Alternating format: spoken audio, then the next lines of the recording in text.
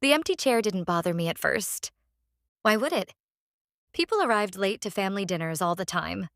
Traffic, work, kids, life happened.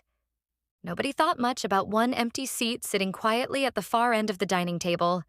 Not even me. And that's why my husband chose it. Because if he'd done anything obvious, I would have noticed. Noah never did obvious. The dinner was supposed to celebrate my father's 65th birthday. A large family gathering. Parents, siblings, spouses, a few close family friends. 20 people packed into my parents' house. The kind of event where conversations overlap so heavily that nobody can hear half of what's being said. Perfect cover. The same kind of cover I'd been using for nearly a year. My affair with Ethan had started 11 months earlier. At first, it felt exciting, then reckless, then normal. Eventually, it became another part of my routine. And that's the dangerous stage. Because once betrayal feels routine, you stop treating it like a risk. You start treating it like a skill. Ethan worked with a logistics company that handled contracts for my employer. We met during a conference, exchanged numbers, started texting, then lunches, then hotel rooms. The same predictable story people always swear won't happen to them. By the time my father's birthday arrived, I genuinely believed I had everything under control. Noah never accused me, never checked my phone, never questioned my schedule, never seemed suspicious. In fact, he seemed happier recently. Calmer, less interested in arguments, less interested in me. At the time, I thought I'd won. Now I understand he'd simply stopped fighting for something he'd already accepted was ending. Dinner started normally. People eating, laughing, sharing stories, my father opening gifts. Children running through the house. Everything felt comfortable, predictable, safe. Except for one thing. That empty chair. It sat directly beside me. Nobody used it. Nobody moved it. Nobody questioned it. At one point, my sister even asked, "Are we waiting for someone?" Before I could think about it, Noah answered, "Yes." Then he smiled. "One more guest is coming." My stomach tightened slightly. Not from fear, just confusion. I looked around the room. Nobody else seemed concerned. "Who?" my brother asked. Noah took a sip of wine. "You'll see." Everyone laughed. The conversation moved on, but something felt strange. Not dangerous, just strange. And throughout the meal, I kept noticing Noah glancing at the empty chair.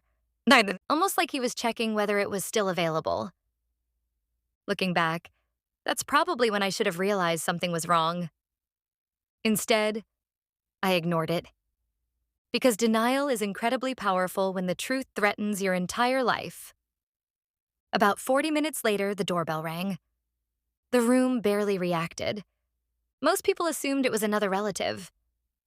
My mother stood, walked toward the front door, opened it, then froze. Completely froze.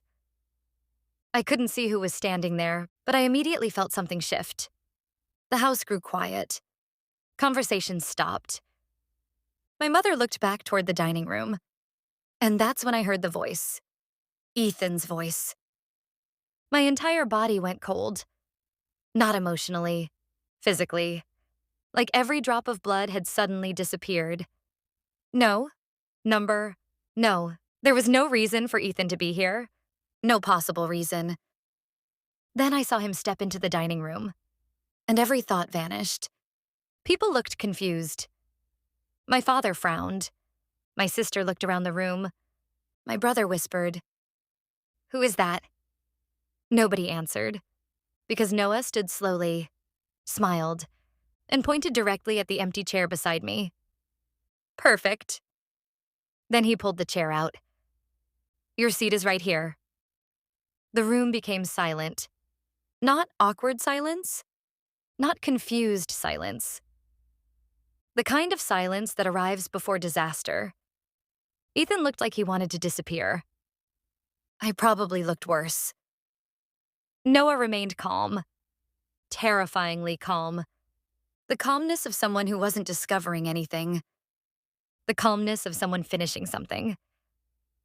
"What is this?" I whispered. Noah looked at me. "What do you mean?" The sincerity in his voice made it even worse.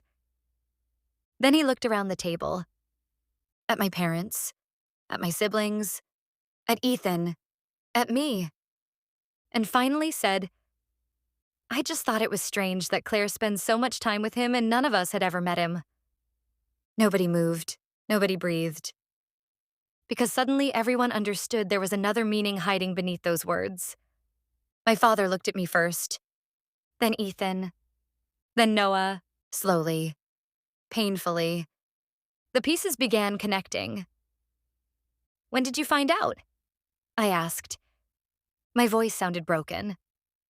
Noah thought for a moment, then answered. "January." The room tilted. January. It was now October. 9 months. 9 months. 9 months of dinners, vacations, birthdays, conversations. 9 months of him knowing. Every memory immediately changed shape. The calmness, the distance, the lack of arguments. He wasn't trusting me. He was grieving. Ethan finally stood. "I should leave." Noah laughed softly. That's usually what happens. Nobody missed the meaning. The affair partner always leaves when fantasy collides with reality. And that's exactly what Ethan did. He turned around, walked toward the door, and disappeared from my life almost as quickly as he'd entered it. Then Noah reached into his jacket pocket, pulled out a manila envelope, and placed it in front of me. Divorce papers, already prepared, already signed, already waiting. Again, that horrible realization hit me. This wasn't revenge. Revenge is emotional. This felt administrative, like a project being completed. Months later, after the divorce finalized, I asked Noah one question. Why the chair? Why save the seat? Why invite Ethan at all? Noah thought for a long moment, then answered quietly. Because he'd already taken a place in our marriage. He paused. I figured it was time everyone could finally see where he was sitting. I still think about that empty chair sometimes. The chair nobody questioned. The chair waiting beside me all evening. The chair that revealed everything. But the worst part wasn't being exposed. It wasn't my family's disappointment. It wasn't the divorce. It was realizing my husband had spent 9 months carrying the truth alone while I kept pretending I was getting away with something. And by the time that empty seat was finally filled, our marriage had already been empty for a very long time.